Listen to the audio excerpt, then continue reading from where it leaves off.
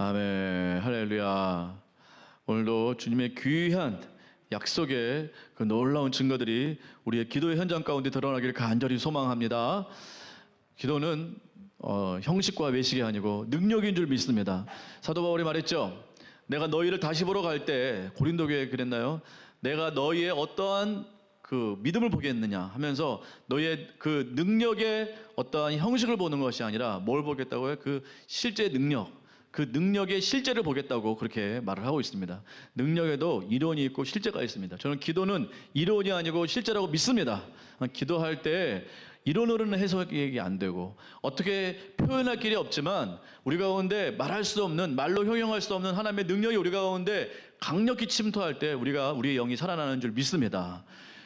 머리로 이해하는 것이 아니고 우리가 공부해서 얻어지는 것이 아니고 우리가 기도할 때 하나님의 그 강력한 영이 우리 가운데 침투하여 들어올 줄 믿습니다. 그 영을 받을 때 우리는 살아나게 되는 것입니다. 우리가 믿고 오늘도 이 기도 가운데 우리가 정말 강력하게 그렇게 믿고 나아가는 이 자리가 되기를 간절히 소망합니다. 오늘 2021년 봄맞이 특별기도의 둘째 날입니다. 베드로를 위한 기도. 오늘 둘째 날 제목이 베드로를 위한 기도입니다. 위기 가운데, 어제도 위기 가운데 히스기야가 기도했죠. 오늘은 베드로가 위기 가운데 빠져 있었는데, 리더가 위기 가운데 빠져 있었는데 그 리더를 위해서 우리 교회 성도들이 기도함으로 승리하는 그러한 장면을 보게 될 것입니다. 어떻게 성도들이 그렇게 기도를 해서 승리를 이렇게 일궈냈는지, 하나님께서 역사하셨는지 우리가 함께 보도록 하겠는데요. 사도행전 12장 전체가 본문인데 먼저 5절만 먼저 보도록 하겠습니다. 사도행전 12장 5절 말씀입니다. 사도행전 12장 5절 말씀 다 같이 한 목소리로 읽도록 하겠습니다. 사도행전 12장 5절 시작. 이에 베드로는 옥에 갇혔고 교회는 그를 위하여 간절히 하나님께 기도하라. 그렇죠. 베드로는 지금 어떤 위기 가운데 있었습니까? 감옥에 갇혀 있었어요. 감옥에 갇혀 있었고 교회는 그 시간에 뭘 했습니까? 그를 위하여, 베드로를 위하여 간절히 하나님 앞에 기도했다라는 내용입니다. 간절히 하나님 앞에. 여러분, 이번 특별 기도회를 통해서 우리가 이걸 뭐 다 참석 못하고 또 우리가 정말 많은 숫자가 뭐 뻑적뻑적되고 그런 어떤 실제 어떤 이 현장 가운데 그런 가시적인 그런 모습들이 보이면 좋겠지만 저는 그것이 전부라고 생각하지 않습니다. 하나님께서는 뭐라고 말씀하셨어요? 히브리서에 두세 사람이 내 이름으로 모인 곳에 나도 그들과 뭐예요? 함께 하시겠다고 말씀하셨습니다. 믿으십니까? 주님께서는, 우리 하나님께서는 두세 사람이라도 그 하나님의 이름으로, 예수 그리스도의 이름으로 모인 그곳에 우리와 함께 하시는 거예요. 그러니까 사람의 숫자가 중요하지 않다라는 것입니다. 뭐 100명 모이고 1000명 모여야 하나님께서 함께 하시고 한두 명 있는 곳은 하나님께서 외면하시고 무시하시고 그렇지 않다라는 것입니다. 그렇지 않다라는 것이에요. 사람은 그럴지 모르지만, 사람의 시선에는 그렇게 보일지 모르지만 하나님은 절대 그렇게 보지 않으신다라는 것입니다. 그래서 우리가 이렇게 기도를 오늘 하고 있는데 많은 숫자는 아니어도 우리가 이렇게 기도하는 것이 정말 위대한 일임을 이 시간 믿으시기 바랍니다. 정말 위대한 일이에요. 위대한 일. 놀라운 일이고 위대한 일이다. 이걸 우리가 생각하시면서 여러분 마음 가운데 하나씩 작정하셨으면 좋겠습니다. 이 5일 동안 우리가 어제 지나갔고 이제 4일 남았는데 이 4일 남은 이 기도의 시간에 여러분 마음 가운데 소원을 하나씩 붙잡고 하나님 앞에 작정해 보셨으면 좋겠어요. 하나님, 요번이 기도회 때 어떤 금과 은과 이런 것들을 바라는 것이 아니고 영적으로 하나님께서 나를 좀 깨닫게 해주셔서 내가 이 기간 가운데 뭘 구하면 좋을지, 하나님 무엇을 원하십니까? 하나님으로부터 좀 음성을 들어보시고 하나님께 간절히 구하는 그러한 시간을 가졌으면 좋겠습니다. 하나님, 제 마음 가운데 예를 들어서 온유함이 부족합니까? 하나님, 제가 사랑이 부족합니까? 제가 믿음이 부족합니까? 내가 헌신이 부족합니까? 하나님께 기도를 하면서 구해 봤으면 좋겠어요. 정말 이 기간 동안에 하나님 나에게 무엇을 주시길 원하십니까? 때로는 실제적인 응답도 있을 줄 믿습니다. 뭐 이 기간을 통해서 우리가 5일짜리지만 이 5일짜리 기도를 통해서 하나님께서 기도를 어제 뭐라고 그랬어요? 두 번째 단락 들으신다고. 하나님께서는 작은 신의 기도도 들으십니다. 그 기도 소리를 들으시고 응답을 하시는데 우리가 그 하나님의 그 귀에 그 기도 소리를 굉장히 듣기를 원하시는데 그 하나님의 귓가에 우리의 기도의 소망을 올려드렸으면 좋겠습니다. 정말 실제적으로 기도의 응답이 일어날 수도 있어요. 그러한 소망을 가지시고 들으시는 분이기 때문에 그것이 합당한 하나님의 뜻이라면 그 기도의 제목이 응답될 줄 믿습니다. 그것이 뭐 가정구원이 됐든 그것이 뭐 어떤 재정의 풀려남이든 또 어떠한 뭐 건강의 문제든 어떠한 뭐 어떤 관계의 문제든 어떤 것이든 이 시간 우리가 함께 기도하시면서 하나님으로부터 내가 무엇을 구해야 될지 히스기야는 당면한 문제를 하나님 앞에 펼쳐놓고 이제 기도했잖아요. 편지를 펼쳐놓고 기도했습니다. 해석하려고 하지 말고 그것을 믿음이라는 이름으로 뭔가를 덮으려고 하지 말고 있는 그대로 하나님 앞에 이렇게 올려드리시면서 하나님 제가 이것이 기도의 제목입니다. 하나님 들어주십시오. 우리가 함께 그렇게 기도하며 하나님으로부터 한 가지씩이라도 응답을 받았으면 좋겠습니다. 그래서 나중에 5일이 지난 다음에 내가 무슨 응답을 받았는지 아시겠죠? 우리 이혜지 자매님도 아시겠죠? 5일 동안 기도하시면서 내가 하나님부터 어떠한 응답을 받았는지 이렇게 간증하는 그러한 시간을 가졌으면 좋겠고 우리 김명재 집사님도 마찬가지고 이 5일 동안 기도할 때 내가 하나님부터 어떠한 응답을 받았다. 이것을 우리가 함께 나누는 그러한 복된 시간이 되었으면 좋겠습니다. 그래서 오늘은 베드로를 위한 기도인데요. 첫 번째, 베드로를 위한 기도 15장, 12장 전체가 카이아즘 구조로 되어 있습니다. 그래서 A와 A 다시 잘 안 보이실 거예요. 여기 지금 PPT 이 상태가 안 좋아가지고 우리 이혜지 자매님은 요 잘 보시면서 카이아즘이 뭐냐? A와 A 다시가 연결돼 있고. B와 B 다시가 연결되어 있고 가운데 C가 있다라는 것이에요. A와 A 다시는 헤롯의 핍박이 있고요. A 다시는 헤롯의 죽음이 나오고 있습니다. B는 뭐냐? 교회의 기도가 나오고 B 다시도 교회의 기도와 그 놀라운 기쁨이 나옵니다. C는 뭐냐? 6절에서 10절인데 이게 핵심이죠. 베드로가 풀려났다라는 것이에요. 어디에서요? 감옥에서 풀려났다라는 것입니다. 이게 하나의 구조로 이렇게 되어 있습니다. 그래서 이렇게 구조를 보면 성경을 이렇게 볼 때 많은 유익함이 있습니다. 그래서 그냥 쭉 읽는 것보다 요 헤롯이 핍박한 것과 헤롯이 그것에 합당한 지금 보응을 받고 있구나. 이 헤롯이라는 왕이 교회를 핍박하니까 하나님께서 헤롯을 그냥 둘 리가 없죠. 그를 죽이셨습니다.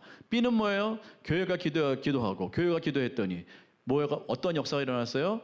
베드로가 풀려나는 역사가 일어나게 되었다라는 것입니다. B와 B다시를 통해서 교회가 기도했다는 말이 2번 나옵니다. 그래서 그렇구나. 교회가 기도했을 때 하나님의 놀라운 역사가 교회의 리더 가운데 일어난다라는 사실을 우리에게 주지시키고 있다는 것입니다. 그러니까 이것을 가르쳐주는 귀한 구조라고 생각을 합니다. 이걸 하나씩 보도록 하겠습니다. 첫 번째, 베드로를 위한 기도 첫 번째 단락, 첫 번째 교훈이죠.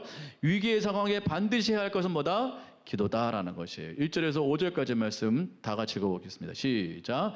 그때 헤롯 왕이 손을 들어 교회 중에서 몇 사람을 해하려 하여 요한의 형제 야고보를 칼로 죽이니 유대인들이 이 일을 기뻐하는 것을 보고 베드로도 잡으려 할세 때는 무교절 기간이라 잡음에 옥에 가두어 군인 넷씩인 네패에게 맡겨 지키고 유월절 후에 백성 앞에 끌어내고자 하더라. 이에 베드로는 옥에 갇혔고 교회는 그를 위하여 간절히 하나님께 기도하다. 위기 가운데 지금 위기 가운데 어떤 위기죠? 지금 헤롯이 교회 중에 몇 사람을 죽이려고 했다라는 것이에요. 헤롯 왕이 손을 들어서 교회 중에 몇 사람을 해하려고 했다. 핍박이 일어났다라는 것이에요. 헤롯 왕이 교회를 지금 핍박하고 있습니다. 그래서 어떻게 했어요? 누구를 죽였어요? 요한의 형제 야고보를 죽였습니다. 요한의 형제 예수님의 제자 야고보를 칼로 죽였다라는 것이에요. 첫 번째 순교자 12제자 중에 첫 번째 순교자 바로 야고보입니다. 요한의 형제였죠. 그 야고보가 칼로 죽임을 당했어요. 야고보는 죽었어요. 그 다음에 또 누구까지 죽이려고 했어요? 사람들이 기뻐하는 것을 보고 베드로도 잡아서 죽이려고 했다라는 것이에요. 무교절 기간이니까 요때 이제 죽이려고 했던 것 같아요. 그래서 옥에 가둬놓고 이제 군인으로 하여금 지키게 했는데 6월절 후에 백성 앞에서 이제 죽이려고 했었다라는 것이죠. 이제 옥에 갇혔고 교회는 그를 위하여 하나님께 간절히 기도했다라는 것입니다. 자, 중요한 것은 무엇인가? 위기의 순간에 우리가 해야 될 것은 무엇이다? 기도다라는 것입니다. 기도다.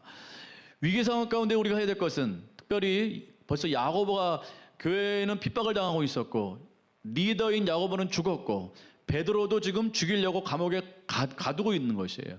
이 상황 가운데 교회는 큰 위기를 맞이하고 있습니다. 위기 상황 가운데 반드시 해야 될 것은 기도다. 그렇죠. 반드시 기도를 해야 됩니다. 위기 가운데 우리가 그 어떤 호들갑, 그 어떤 방법을 강구하는 것, 우리가 그 어떤 것을 하는 것보다 가장 먼저 해야 될 것은 기도다. 이것이 말이 쉽지 사실상 쉽지는 않습니다. 저도 기도가 먼저 나오는 것이 아니고 사람의 방법을 찾는 것을 먼저 갈 때가 상당히 많이 있습니다. 그래서 위기의 순간에 위기의 상황 가운데 먼저 해야 될 것은 기도다. 기도를 우리가 해야 된다라는 것이에요. 기도를 해야 된다. 자, 두 번째 위기 상황 가운데 반드시 해야 될 것은 기도다. 그래서 큰 위기 가운데 빠져 있었는데 예루살렘 교회의 저력은 기도였다. 자, 두 번째, 베드로를 위한 교회 리더를 위한 기도. 두 번째, 기도는 반드시 통한다. 5절과 12절. 아까 5절을 읽었고 12절도 같이 읽어보겠습니다. 5절과 12절 한 번 더 읽도록 하겠습니다. 시작. 이에 베드로는 옥에 갇혀 교회는 그를 위하여 간절히 하나님께 기도하더라. 12절 시작. 깨닫고 마가라 하는 요한의 어머니 마리아의 집에 가니 여러 사람이 거기에 모여 기도하고 있더라. 자, 보세요. 5절과 12절 사이에 뭐 있었어요? 5절과 12절 사이에 아까 C 부분이 있었어요. C 부분이 뭐라고요? 베드로가 풀려나는 놀라운 역사가 일어났어요. 베드로가 그냥 풀려났나요? 그렇지 않다라는 것입니다.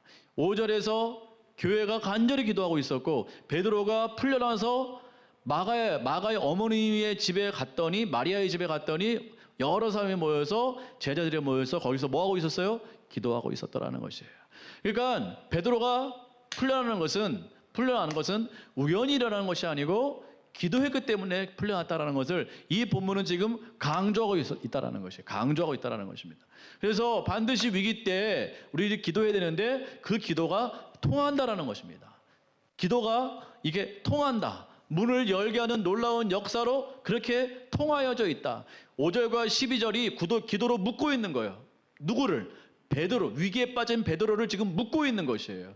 그러니까 위기에 빠진 베드로를 풀려나게 하는 가장 큰 능력은 기도다라는 것입니다. 본문이 이걸 강조하고 있어요.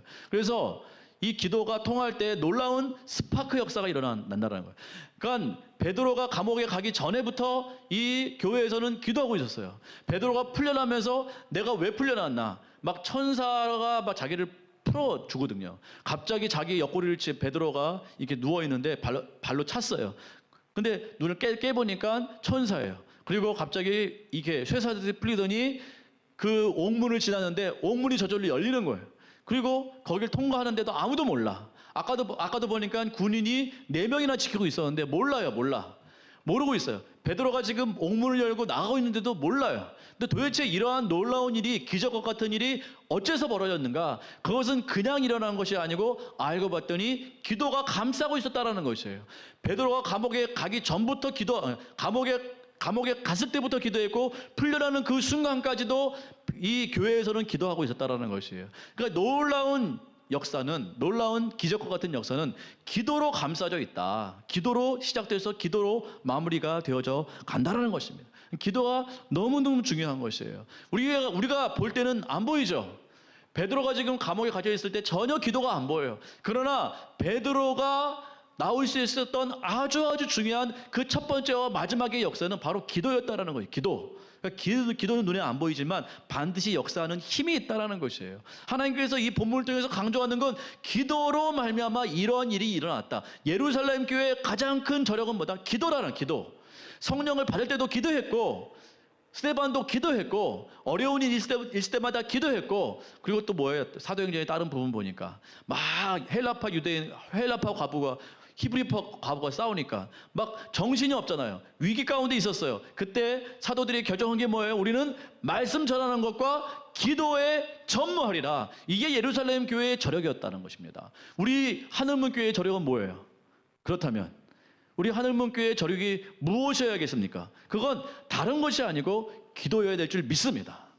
기도가 바로 모든 것을 통하게 하는 놀라운 그 통하게 하는 그 역사의 비결이라는 것입니다.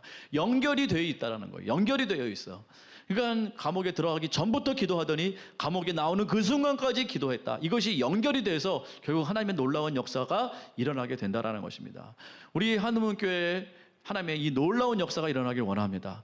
그러기 위해서는 처음에도 기도요, 마지막에도 기도해야 될 줄 믿습니다.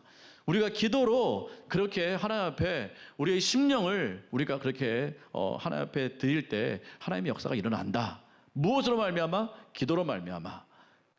네, 그렇습니다. 기도하셔야 됩니다. 기도. 자, 세 번째, 베드로를 위한 기도. 세 번째, 뭐예요? 기도의 놀라운 응답은 지금도 역사한다라는 것이에요. 6절에서 11절 말씀. 자, 아까 제가 베드로가 어떻게 풀려나는지 한번 보세요. 기도했을 때 베드로가 어떻게 풀려나는가? 시작. 헤롯이 잡아내려고 하는 그 전날 밤에 베드로가 두 군인 틈에서 두세 사슬에 매여 누워 자는데 파수꾼들이 문 밖에서 옥을 지키더니 호련히 주의 사자가 나타나매 옥중에 광채가 빛나며 또 베드로의 옆구리를 쳐 깨워 이르되 급히 일어나라 하니 쇠사슬이 그 손에서 벗어지더라. 천사가 이르되 띠를 띠고 신을 신으라 하거늘 베드로가 그대로 하니 천사가 또 이르되 겉옷을 입고 따라오라 한데 베드로가 나와서 따라갈새 천사가 하는 것이 생시인 줄 알지 못하고 환상을 보는가 하니라. 이에 첫째와 둘째 파수를 지나 시내로 통한 쇠문에 이르니 문이 저절로 열리는지라. 나와서 한 거리를 지나매 천사가 곧 떠나더라. 이에 베드로가 정신이 들어 이르되 내가 이제야 참으로 주께서 그의 천사를 보내어 나를 헤롯의 손과 유대 백성의 모든 기대에서 벗어나게 하신 줄을 알겠노라 하여. 그렇죠. 그러니까 지금 이 옥문은 보통 옥문이 아니었고 여러 사람이 지키고 있었고 심지어 쇠사슬을 묶어서 양옆에 군인들을 자기 했다라는 것이에요. 근데 그 쇠사슬이 덜컥 풀리고 옥문이 열리고 그렇게 많이 지키고 있던 그 사람들의 눈을 가려워서 그 문을 통과하게 하는, 시내로 완전히 나가게 하는 그러한 놀라운 역사를 이루어내셨다라는 것입니다. 무엇으로요? 기도로. 근데 중요한 것은 무엇인가? 지금도 이러한 놀라운 역사가 일어날 수 있다라는 것입니다.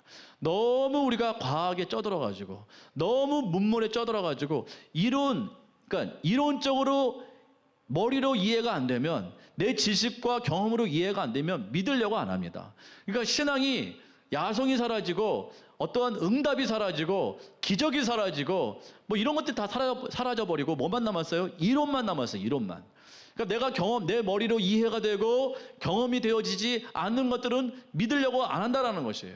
그러나 하나님께서는 기적과 같이 우리의 삶 가운데 놀라운 역사를 이루시길 원하신다라는 것이에요. 기도하면 그러한 역사가 일어나게 될 줄 믿습니다. 너무 우리는 갇혀 있어요. 너무 과학에 갇혀 있고 문물에 갇혀 있고 어떠한 학식에 갇혀 있고 그렇습니다. 그래서는 안 된다. 하나님의 역사를 우리는 기대해야 된다. 우리가 기도하고 하나님의 역사를 기대하지 않는다면 그것은 잘못된 것이다. 올바른 기도의 모습이 아니다. 우리가 반드시 우리가 깨어나야 될 줄 믿습니다. 우리의 고착화된 그 신앙에서 깨어나셔야 돼요. 머리로만 이해하려고 하지 마시고 정말 그 모든 것을 뛰어넘는 하나님의 놀라운 역사를 기대해야 될 줄 믿습니다. 지금도 하나님의 역사는 일어나고 있는 줄 믿습니다. 하나님의 역사는 지금도 일어나는 것이에요. 그때만 일어나는 어떠한 이게 신화가 아니라는 것이에요. 성경을 신화로 믿으면 이건 아무것도 아닙니다. 그러나 신화가 아니에요. 성경은 실제임을 믿습니다. 성경은 실제예요. 지금도 이러한 놀라운 역사가 일어나게 될 줄 믿습니다. 우리 가운데 이러한 놀라운 일들을 기대해야만 된다는 것이에요. 자, 네 번째, 베드로를 위한 기도. 네 번째, 핍박하는 자는 뭐예요? 반드시 죽게 된다. 헤롯 이야기죠. 교회를 핍박하는 자는 반드시 죽게 되어 있습니다. 자, 보실까요? 21절부터 시작. 헤롯이 나를 택하여 왕복을 입고 단상에 앉아 백성에게 연설하니 백성들이 크게 부르되 이것은 신의 소리요 사람의 소리가 아니라 하거늘 헤롯이 영광을 하나님께로 돌리지 아니하므로 주의 사자가 곧 친히 벌레에게 먹혀 주. 자, 요것만 보면 마치, 물론 그것도 맞아요. 헤롯이 하나님께 영광을 돌리지 않아서 벌레에 먹혀서 죽었다라고 생각을 할 수가 있어요. 그러나 보세요. 이 앞에 것과 연결이 돼야 돼. 이게 구조를 보는 데 유익한 점입니다. 헤롯이 앞에 이야기에 나와 있어요. 헤롯이 뭐 했습니까? 앞에서 교회를 뭐 했어요? 핍박했어요. 그 핍박의 대가가 바로 이것이에요. 하나님께 영광을 돌리지 않은 사람이 한둘입니까? 헤롯은 하나님 믿었어요, 안 믿었어요? 안 믿었어요. 아니, 하나님께 영광 안 돌리는 사람이 한둘이에요? 엄청나게 많아요. 세상 모든 사람들이 하나님께 영광을 안 돌려요. 하나님을 믿지 않는데 무슨 하나님께 영광을 돌리겠습니까? 많은 사람이 하나님께 영광을 돌리지 않음에도 불구하고 안 죽고 있잖아요. 근데 헤롯은 특별히 하나님께 영광을 돌리지 않음으로 인해 죽었어요. 왜요? 앞에서 뭐 했기 때문에? 교회를 핍박했기 때문에. 교회를 핍박하고 하나님의 사람들을 죽이고 하는 자들은 반드시 거기에 대한 뭐예요? 거기에 대한 보응을 받는다라는 거예요. 하나님의 놀라운 질책을 받게 되고 하나님의 심판을 받게 된다. 지금 이걸 말하고 있다라는 것이에요. 그러니까 첫 번째는 이 헤롯의 핍박과 헤롯의 죽음이 연결되어 있다라는 것이에요. 교회를 핍박하는 자는 반드시 대가를 치르게 되어 있습니다. 우리 하나님께서 말씀하셨죠. 다른 죄는 다 용서를 받아도 무슨 죄는 용서를 못 받아요? 성령을 회방하는 죄는 용서를 못 받아요. 왜요? 성령을 회방한다라는 것은 하나님을 막는 일이에요. 하나님을 거부하고 하나님의 교회를 핍박하는 것이고 하나님의 말씀을 막는 것이고 그러한 것입니다. 그러니까 믿지 않는 것도 죄지만 다른 많은 것도 죄지만 정말 하나님께서 크게 생각하는 것은 성령을 회방하는 것, 하나님의 일을 방해하는 것, 하나님 앞에 그 영광을 돌리지 않고 정말 잘못된 하나님께서 그 사랑하는 교회를 정말 그렇게 핍박하는 것, 이것은 하나님께서 참을 수 없다라는 것입니다. 그 자리에서 죽여버리는 것이에요. 그러니까 이것을 볼 때 우리가 깨달아야 됩니다. 그렇구나, 이 교회는 하나님께서 보호하고 계시고 하나님의 교회를 핍박하는 자는 결단코 심판을 면치 못한다. 이건 예수 믿지 않은 사람에게는 큰 위협이지만 우리에게는 엄청난 위로인 것입니다. 엄청난 위로인 것이에요. 그렇구나, 하나님께서 우리 교회를 뭐하고 계신다? 지켜보고 계시고 눈동자와 같이 지켜보고 계시고 우리를 보호하고 계시는구나 라는 사실을 믿으시기 바라겠습니다. 믿으셔야 돼요. 그렇구나, 악한 사탄 마귀는 떠나가게 될 줄 믿습니다. 반드시 보응을 받게 되는 것이죠. 마지막 다섯 번째, 베드로를 위한 기도 다섯 번째, 교회는 반드시 뭐한다? 부응한다. 24절 25절 시작. 하나님의 말씀은 흥왕하여 더하더라. 25절, 바나바와 사울이 부조한 일을 마치고 마가라는 요한을 데리고 예루살렘에서 어디로 돌아왔을까요? 안디옥으로 돌아왔습니다. 예루살렘에서 그 모든 일들을 보고 바나바와 사울과 마가가 함께 안디옥으로 돌아왔다라는 것입니다. 하나님의 말씀이 흥왕하여 더 나가게 되었다라는 것이 이 놀라운 말씀. 하나님의 말씀이 그 위기 가운데 있었잖아요. 근데 베드로가 그 기도로 풀려났어요. 그리고 다른 곳으로 떠났습니다. 그러므로 말미암아 하나님의 말씀이 흥왕되어져 갔다. 부흥이 일어나게 되었다라는 거예요. 위기는 곧 기회입니다. 예루살렘 교회에 큰 위기가 있었어요. 그러나 기도로 말미암아 그 위기를 넘었어요. 넘은 것으로 끝나는 것이 아니라 하나님의 놀라운 말씀이 흥왕되어 부흥되어 나아갔다라는 것입니다. 그러니까 위기를 돌파하게 되면, 위기를 기도로 돌파하게 되면, 하나님의 능력을 힘입어서 돌파하게 되면 곧 무엇이 따라온다? 부흥이 따라온다. 그러니까 여러 가지 위기가 있어요. 교회 안에 어려움이 있어요. 여러 가지 핍박이 있어요. 여러 가지 고통이 있습니다. 그러나 그 고통은 뭘로 연결된다? 부흥으로 연결이 된다. 하나님의 말씀이 점점 부흥되어 나아간다. 더하여서 사울과 바나바와 마가가 예루살렘에서 그 모든 현상을 보고 안디옥으로 돌아옵니다. 다음 세대가 연결이 되는 것이에요. 교회가 핍박 가운데 부흥했어요. 그것은 그 교회에서만 끝나는 것이 아니라 다른 교회로 뭐한다? 전파된다. 그래서 바울과 바나바와 마가가 예루살렘에서 그 모든 현장을 목격했단 말이에요. 아하, 기도했더니 베드로가 풀려나는 놀라운 역사가 일어났고 하나님의 말씀이 부흥되어 가는 것을 그들이 봤다는 것이죠. 아, 그렇구나. 바로 이것이 부흥이구나. 이걸 보고 뭐예요? 안디옥 교회로 돌아와서 전도여행을 떠나게 되었다라는 것이에요. 전도여행은 그냥 떠난 것이 아니고 예루살렘에서 이 놀라운 부흥의 역사를 보고 돌아와서 전도여행을 떠났고 그 전도여행으로 말미암아 하나님의 놀라운 교회가 곳곳마다 세워지게 되었다라는 것이에요. 그러니까 우리가 위기 가운데 부흥을 일궈냈잖아요. 기도로 부흥을 일궈내면 그것은 그 교회만 일어나는 것이 아니라 다른 교회도 전파가 되어간다. 전이가 일어난다는 뜻이에요. 거기서 다음 세대가 길러지게 되고 그 다음 세대가 또 다른 교회를 놀랍게 부흥시켜 나가게 된다라는 것입니다. 이게 부흥의 원칙인 줄 믿습니다. 교회 안에 어려움이 있어요. 교회 안에 위기가 있어요. 우리 교회도 위기가 있습니다. 뭐 말하지 않겠지만 왜 우리 교회라고 위기가 없겠습니까? 여러분 다 아셔요. 교회가 막 사람의 뜻대로 사람의 소망대로 뭔가 잘 됐으면 좋겠는데 또 하나님께서는 하나님의 뜻이 있어서 우리 교회를 지금 이렇게 인도하고 계시는 거예요. 우리가 생각할 땐 위기일 수 있고 어려움일 수 있지만 이때 무엇을 해야 된다? 기도해야 된다. 그래서 5일 동안 기도하는 이유가 있다라는 것이에요. 기도 밖에는 이러한 현상이 나타날 수가 없어요. 부흥의 역사가 일어날 수 없다라는 것입니다. 위기 가운데 뭐 해야 된다? 기도해야 된다. 부흥은 공짜로 일어나는 것이 아니에요. 부흥은 반드시 기도가 동반되었을 때 하나님께서 일으키신다. 이건 철칙입니다. 부흥은 하나님께서 하나님의 주권으로 일으키세요. 그러나 하나님께서는 사람과 동역하기를 원하는데 사람이 동역할 수 있는 가장 큰 그 힘은 무엇인가? 그 동역은 무엇인가? 바로 기도라는 것이에요. 기도. 우리가 교회를 위해서 기도하고 나라와 민족을 위해서 기도하고 대구 땅을 위해서 기도하고 하나님의 리더들을 위해서 기도하고 그렇게 기도할 때 하나님의 부흥의 역사는 일어나게 된다라는 것입니다. 그러할 때 우리 교회만 부흥되는 것이 아니라 다음 세대가 일어나서 그 다음 세대가 또 다른 교회를 부흥시키는 놀라운 역사로 그렇게 연결되어진다라는 것입니다. 여러분 믿으십니까? 이게 부흥의 이게 역사라는 것입니다. 어떤 교회든 위기가 없이 부흥되는 법은 없어요. 항상 위기가 있었어요. 사도행전을 보면 항상 위기 가운데 부흥이 있었어요. 위기가 오고 기도해서 부흥이 일어나고 위기가 왔는데 또 기도해서 부흥이 일어나고 위기는 곧 기도할 수 있게 만들고 그 기도는 곧 부흥을 일궈낸다. 이것은 틀림없는 사실입니다. 위기는 우리로 하여금 무엇하게 한다? 기도하게 한다. 그 기도로 말미암아 우리의 인생에 반드시 뭐가 일어난다? 부흥이 일어난다라는 것이에요. 우리는 기도하셔야 될 줄 믿습니다.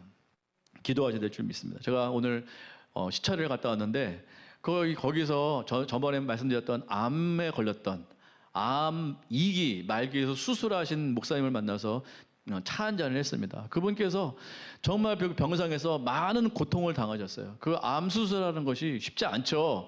많은 어려움이 있는데 그 어려움 가운데 고백하는 것은 그 병상에서 하나님을 만났다라는 것이에요. 하나님의 손을 잡아달라고. 하나님 제 손을 좀 잡아주십시오. 그랬을 때 하나님께서는 안타깝게 손을 잡아주지 않고 아내가 손을 잡아줬다고 그러더라고요. 그래서 아내가 딱 손을 잡아줘가지고 참 놀라운 은혜를 아주 이렇게 경험하게 됐고 정말 가정이 회복이 되고 정말 놀라운 사랑이 막 이렇게 흘러넘치는 그런 것들을 경험하셨다 이렇게 말을 하고 있습니다. 제가 그 목사님의 이야기를 잘 들어보니까 그 목사님이 그 병상에서 하나님을 아주 강력하게 만난 것 같아요. 그런 위기 가운데 그 목사님이 기도하게 되고 그 기도는 무엇을 동반시킨다? 부흥을 동반시킨다라는 거예요. 위기 가운데 기도했을 때 그것은 기도로 끝나는 것이 아니라 반드시 부흥으로 연결이 된다라는 것입니다. 우리가 이 원칙을 꼭 기억하시고 오늘도 우리가 기도해야 될 줄 믿습니다. 기도는 반드시 부흥을 일으킵니다. 우리가 이것을 믿고 정말 간절한 마음으로 우리가 그렇게 기도하며 나가기를 간절히 소망합니다.